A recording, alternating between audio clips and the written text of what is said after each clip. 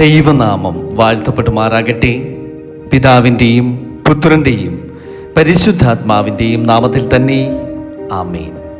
പ്രിയ ക്രിസ്തുവിലുള്ള സഹോദരങ്ങളെ, ഇന്നത്തെ നമ്മുടെ തിരുവചന ധ്യാനത്തിനായി നാം തിരഞ്ഞെടുത്തിരിക്കുന്ന തിരുവചന ഭാഗം സങ്കീർത്തന പുസ്തകം 149 അധ്യായം 4 വാക്യമാണ്. യഹോവ തൻ്റെ ജനത്തിൽ പ്രസാദിക്കുന്നു, താഴ്മയുള്ളവരെ അവൻ രക്ഷ കൊണ്ട് അലങ്കരിക്കും.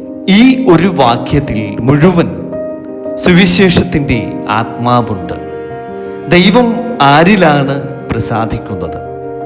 അഹങ്കാരികളിലല്ല, സ്വന്തം ശക്തിയിൽ ആശ്രയിക്കുന്നവരിലുമല്ല, മറിച്ച് അവിടുത്തെ കരുണയെ ആശ്രയിച്ച് ജീവിക്കുന്ന വിനീതമായ ഹൃദയങ്ങളിലാണ് ദൈവം പ്രസാദിക്കുന്നത്. പ്രിയമുള്ളവരെ, നാം പലപ്പോഴും ചിന്തിക്കുന്നത് ദൈവത്തിന് വലിയ പ്രവർത്തനങ്ങളാണ് വേണ്ടതെന്നാണ്.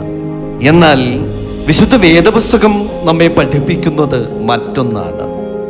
ദൈവത്തിന് ആദ്യം വേണ്ടത് ഒരു വിനീത ഹൃദയമാണ്.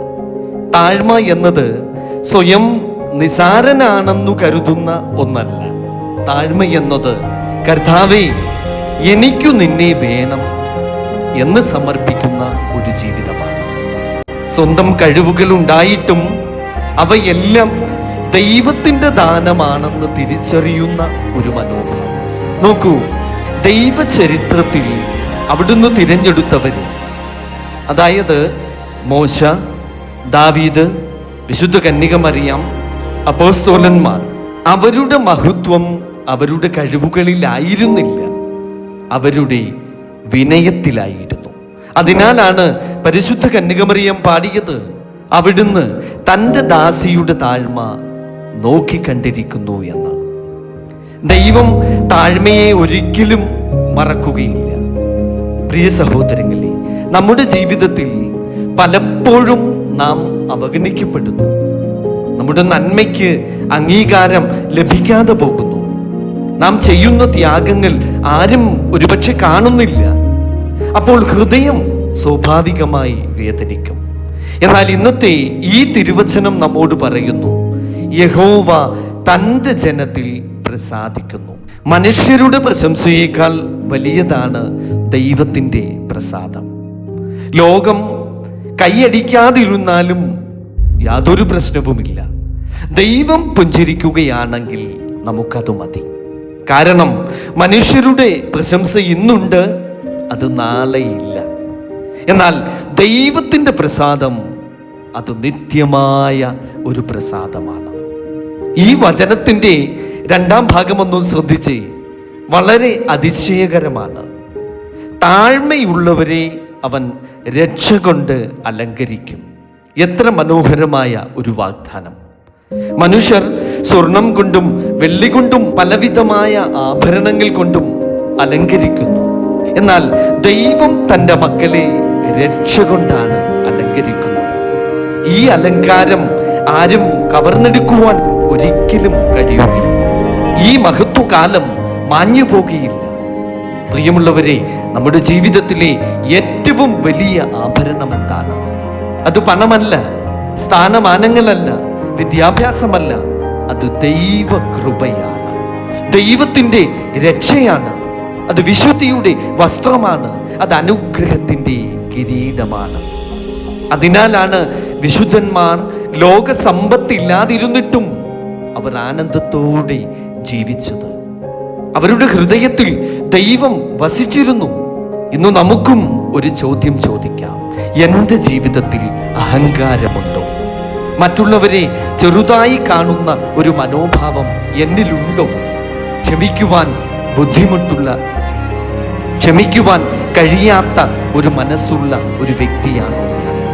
എപ്പോഴും ഞാൻ മാത്രമാണ് ശരിയെന്ന് കരുതുന്ന ഒരു മനോഭാവമാണോ എനിക്കുള്ളത്? ഇങ്ങനെയുള്ള എല്ലാ മനോഭാവങ്ങളും ദൈവകൃപയെ തടസ്സപ്പെടുത്തുന്നു. പ്രിയ ദൈവമക്കളെ, എന്നാൽ താഴ്മയുള്ള ഹൃദയത്തിലേക്ക് പരിശുദ്ധാത്മാവ് സന്തോഷത്തോടെ പ്രവേശിക്കുന്നു. പ്രിയ ദൈവമക്കളെ, യേശുക്രിസ്തു തന്നെയാണ് താഴ്മയുടെ ഏറ്റവും വലിയ മാതൃക. സർവശക്തനായ ദൈവപുത്രൻ മനുഷ്യനായി ഭൂമിയിലേക്ക് പിറന്നു. കാലുകൾ കഴുകിക്കൊടുത്തു, കുരിശിൽ സ്വയം സമർപ്പിച്ചു. അവിടുത്തെ ജീവിതം നമ്മോട് പറയുന്നത് ഇതാണ്: താഴ്മ ഒരിക്കലും ഒരു തോൽവിയല്ല. താഴ്മയാണ് യഥാർത്ഥ വിജയം. കാരണം കുരിശിന് ശേഷമാണ് ഉയർപ്പ് വന്നത്. വിനയത്തിനു ശേഷമാണ് മഹത്വം വന്നത്. ഇന്ന് പല കുടുംബങ്ങളിലും സമാധാനം നഷ്ടപ്പെടുന്നത് അഹങ്കാരം കൊണ്ട് മാത്രമാണ്. പല ബന്ധങ്ങളും തകരുന്നത് ക്ഷമയില്ലായ്മ കൊണ്ട് മാത്രമാണ്. പല പ്രാർത്ഥനകൾക്കും ഫലം കാണാത്തത് സ്വയം പര്യാപ്തത കൊണ്ടാണ്. ഇന്ന് നമുക്ക് വീണ്ടും ദൈവസന്നിധിയിൽ താഴ്മയോടെ മുട്ടുകുത്താം. പ്രിയ ദൈവമക്കളെ, നമുക്ക് പറയാം: കർത്താവേ, ഞാൻ ബലഹീനനാണ്, എനിക്ക് നിന്റെ കൃപ വേണം. എൻ്റെ ഹൃദയം ഒന്ന് പുതുക്കണമേ, എന്നെ വിനയമുള്ളവനാക്കി തീർക്കണമേ. ഇങ്ങനെയുള്ള ഒരു പ്രാർത്ഥന ദൈവം ഒരിക്കലും നിരസിക്കുകയില്ല. പ്രിയ ദൈവമക്കളെ, ഇന്നത്തെ രാത്രി ഉറങ്ങുവാൻ പോകുന്നതിന് മുമ്പ് നമുക്കൊരു തീരുമാനമെടുക്കാം. ഇന്ന് എന്നെ വേദനിപ്പിച്ചവരോട് ഞാൻ ക്ഷമിക്കും. എന്നെ സഹായിച്ചവർക്കായി ഞാൻ നന്ദി പറയും. എൻ്റെ എല്ലാ വിജയങ്ങളുടെയും മഹത്വം ഇന്ന് ഞാൻ ദൈവത്തിന് സമർപ്പിക്കും. പരാജയങ്ങളിലും ഞാൻ അവിടുത്തെ കരങ്ങളിൽ തന്നെ ആശ്രയിക്കും. അപ്പോൾ ഇന്നത്തെ വചനം നമ്മുടെ ജീവിതത്തിൽ സത്യമായി തീരും. യഹോവ തൻ്റെ ജനത്തിൽ പ്രസാദിക്കുന്നു. താഴ്മയുള്ളവരെ അവൻ രക്ഷ കൊണ്ട് അലങ്കരിക്കും. ഇനി നമുക്കൊരുമിച്ച് ദൈവസന്നിധിയിൽ നമ്മുടെ കണ്ണുകൾ അടച്ചു പ്രാർത്ഥിക്കാം. കരുണാമയനായ സ്വർഗസ്ഥ പിതാവാം ദൈവമേ, ഞങ്ങളുടെ ഹൃദയങ്ങളിൽ വിനയത്തിൻ്റെ ആത്മാവിനെ പകരണമേ. അഹങ്കാരത്തിൽ നിന്ന് ഞങ്ങളെ മോചിപ്പിക്കണമേ. പരസ്പരം സ്നേഹിക്കുവാനും ക്ഷമിക്കുവാനുമുള്ളൊരു കൃപ തമ്പുരാനെ ഞങ്ങൾക്ക് പ്രദാനം ചെയ്യണമേ. ഞങ്ങളുടെ കുടുംബങ്ങളിൽ സമാധാനം നിറയ്ക്കണമേ. ഞങ്ങളിലെ രോഗികളായവരെ സുഖപ്പെടുത്തണമേ. നിരാശയിലായിരിക്കുന്നവർക്ക് പ്രത്യാശ നൽകണമേ. ജോലി അന്വേഷിക്കുന്നവർക്ക് തമ്പുരാനെ പുതുവഴികളെ തുറന്നു നൽകണമേ. വിദ്യാർത്ഥികളായിരിക്കുന്നവർക്ക് ജ്ഞാനം നൽകണമേ. ശലോമോന് കൊടുത്ത ബുദ്ധിയും ജ്ഞാനവും അറിവും കർത്താവേ ഞങ്ങളുടെ വിദ്യാർത്ഥികളായ കുഞ്ഞുങ്ങൾക്ക് നൽകണമേ.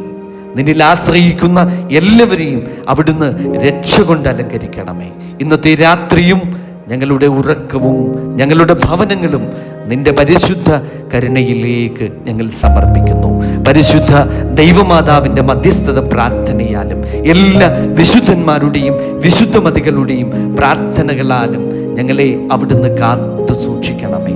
ഞങ്ങളുടെ കർത്താവും ഞങ്ങളുടെ രക്ഷിതാവുമായ യേശുക്രിസ്തുവിൻ്റെ നാമത്തിൽ ഞങ്ങൾ പ്രാർത്ഥിക്കുന്നു. കൃപയോടെ കേൾക്കണം പിതാവേ. ആമേൻ. സ്തോത്രം. ഹല്ലേലൂയ.